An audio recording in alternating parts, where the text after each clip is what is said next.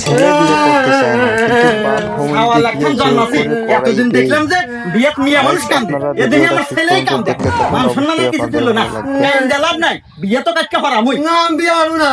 কাকা নেন টুপটা পরে দেন, বিয়ে হরবো না তো বিয়ে আজকে আমি হরামুই। लेकिन एक सेकंड এ বাপু কি দেখো জামাই না পালালো, দেও বাবু।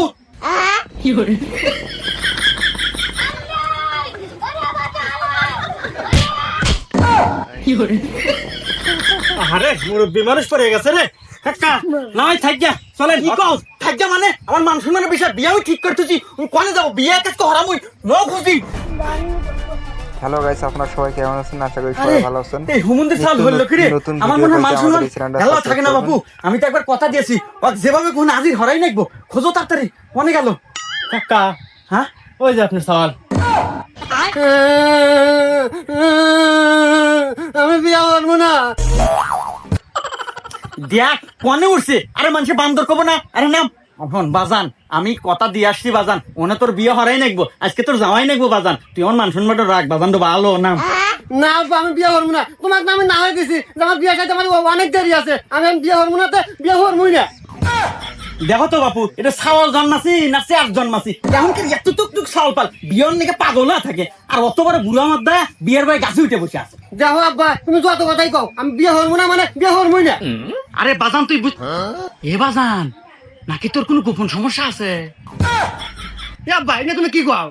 এ বাজান থাকলি ক সমস্যা কি, গোপন সমস্যার জন্য খারবাল আছে, তরকাল তো খারবাল খিলামু।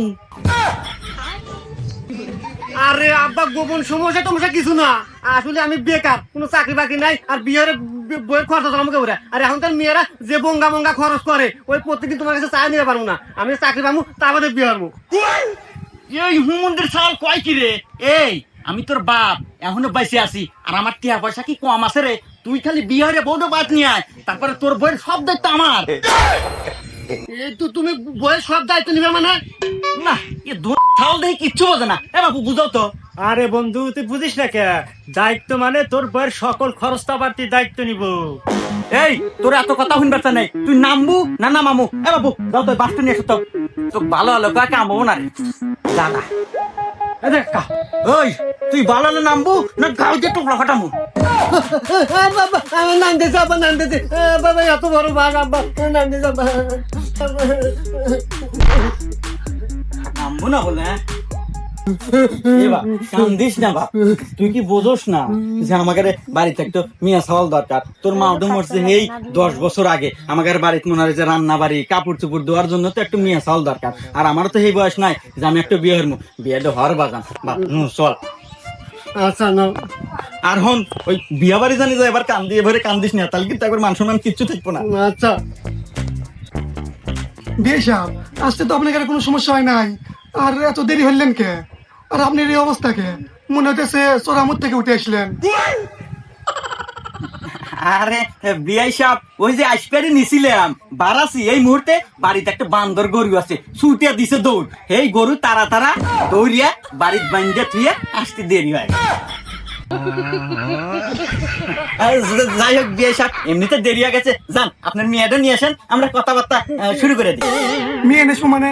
আরে বিয়ে সাহেব, মেয়ে তো আপনি সামনে বসে আছে। নাকি এটা হিজড়া, হুমুন্দি কয় কি রে? এটা নাকি মেয়ে, ভাই দেখুন আপনারা। আব্বা এইটা মিয়া। এ বাজান আসলে এটা বিয়াই যেহেতু করছে তাহলে এইটাই মিয়া, এ বিয়াই মিয়ার এ ডিল কে? এ বিয়ে, আপনারা কোন যুগে বসবাস করেন? এটা ডিজিটাল যুগে ডিজিটাল মেয়ে। মেয়ে আমার ঢাকা থাকে, ইউনিভার্সিটির লেখাপড়া করে, ছেলেদের সাথে সবসময় টিকটক নিয়ে ব্যস্ত থাকে। এটা আমার ডিজে মেয়ে, এটা আপনাদের বুঝতে হবে।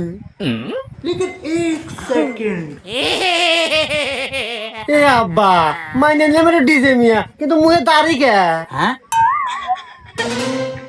ও ওই যে বাদাম ঢাকা শহরের ছেলেদের সাথে টিকটক নিয়ে ব্যস্ত থাকে না, ওই গসাত গসাত মনে হয় ওর উঠে গেছে, সমস্যা নাই বাইক নিয়ে তো চাইছে নিশানি। না বা আমি দাঁড়িয়ে মিয়া বিয়ে হবো না। বাজান আসতে কি কইস? আচ্ছা বিয়াই, হ্যাঁ তাহলে আমরা কথাবার্তা এখন আগে।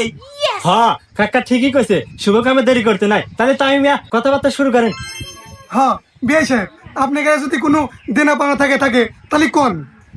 আরে বিয়ে সাহেব, দেনা পানা ওটা পরের বিষয়, আমরা কি মিয়া কিছু জিজ্ঞাসাবাদ করি। আমার আগে ছেলেকে কিছু জিজ্ঞাসাবাদ করার আছে। ওরে বাবা, এটা মিয়া না পারমাণিক বোমারে। মিয়া হয় ছেলে জিজ্ঞেস করবার চাই, ইয়া যদি আমার বাড়িতে নেই রে আল্লাহ, আর যদি বাস্ট হয় আমিও শেষ, আমার ছাওয়ালও শেষ।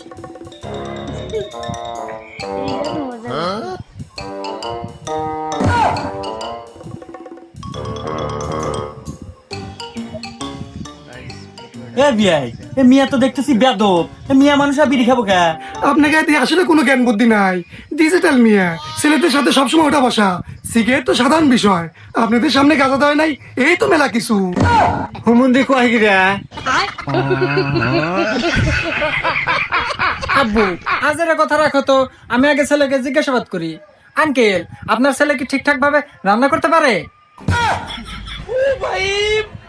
এই মেয়ে, এ রান্নাবাড়ি করবার পারবো মানে? রান্নাবাড়ি করবার পারে না? এটা কি আমার মেয়ে নাকি? এটা আমার ছেলে। ছেলে রান্না বাড়ি করতে পারে না, এ আবার কেমন ছেলে? এই ছেলে, তুমি কি কাপড় চোপড় ধুতে পারো? কাপড় তো ধুবে পারবো মানে? আমার নিজেরই কাপড় তো 2 মাস হইলো। নোংরা বাবা, আমার জন্য কেমন ছেলে আনছো সাল?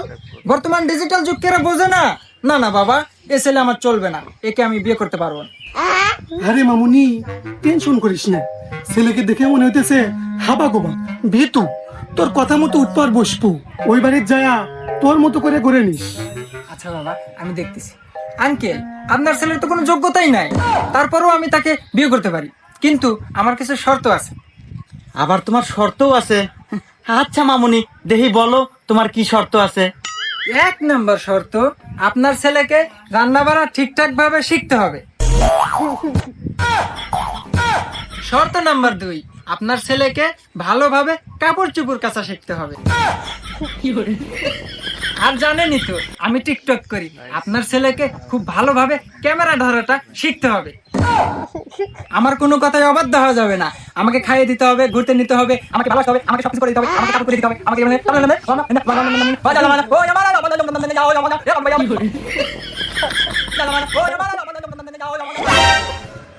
আমাকে প্রত্যেক সপ্তাহে শপিং করে দিতে হবে।